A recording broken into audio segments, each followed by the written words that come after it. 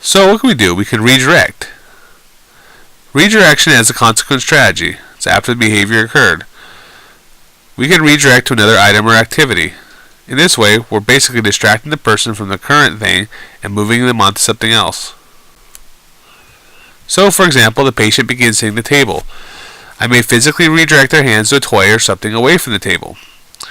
Patient zoning out the fan, redirect their attention to something else. Remember, we want to try to make ourselves more noticeable. We want to be loud, we want to be funny, we want to be silly. The point being, though, in redirection is that you're directing them to something else.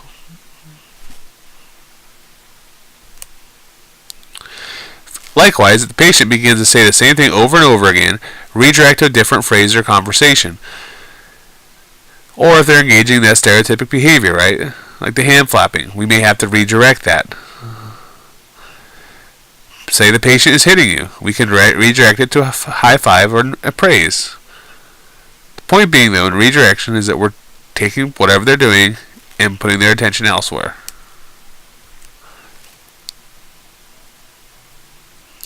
This can be really useful if they're beginning to veer off course. We use this when the patient is just starting to engage in problem behavior, because a full-blown meltdown can be much more difficult to redirect. We have to always remember to redirect in a safe manner. We're not going to be grabbing anyone, and no holding, unless for the safety of the patient. There was one time when I had to grab a patient by his collar because he was about to hit a car. He was about to run out the parking lot when the car was coming. It was one time in a matter of thousands that I've had. So that should be a very big exception if you have to grab or hold them. Remember to use reinforcement when redirection works. When they start to engage in other activity, if it was successful, reinforce them. Give them some enriched reinforcement. At the end of the day, be firm. Don't let that patient bowl you over. Remember, you are there as the interventionist. Yes, you can't control their behavior per se. You can't force them to do things. But you certainly can follow the plan and the protocol and set up the antecedents and consequences to make it way more likely. Another type of consequence strategy that we can use is response blocking. This is where the RBT would physically block a behavior to prevent it from completing. It is technically a punishment procedure. We're adding the block to reduce behavior. So we use it very sparingly. But occasionally it may be necessary. And again, it will be in the protocol and you'll be highly trained on it. The RBT will always use the least amount of physical contact as possible. And typically, with response blocking, we only use it when a behavior is becoming dangerous to the person or others, such as when they're throwing dangerous items around other kids or hitting or kicking around other kids. Some behavior analysts will use it as a strategy to work on stereotypic behavior. But again, if that is going on, you will be trained on it because it is technically a punishment procedure. And we try to stay as far away from punishment as we can right now. And like I say right here, do not make it a habit. This should only be used in extreme cases. Redirection is a much more ethical and therapeutic method for most behaviors. Again, if a behavior is getting very strong or dangerous, we may have to block it. But we should not make a habit out of it. Again, communication will be key. If a person is engaging in a lot of behavior that you find you have self-blocking a lot, make sure to talk to the behavior analyst that is supervising the case. In the end, we're working primarily with kids or young people.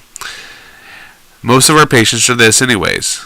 Occasionally there will be meltdowns. Kids have meltdowns.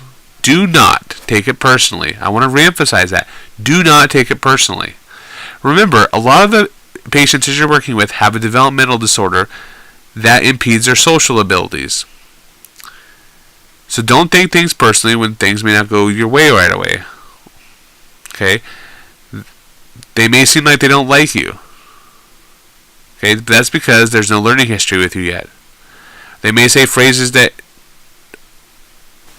could, out of context, hurt your feelings. Like the other day, a kid said they wanted me to die. And he was being very serious at that moment because I was withholding a reinforcer from him. Because he wasn't engaging in the appropriate behavior. The point being, though, is I stuck to my guns, and afterwards, when I ended the shift, he wanted me to stay. Okay? The phrase, him telling me he wanted me to die, is just something that he's learned that gets a response from most other people. So he was just trying it out on me.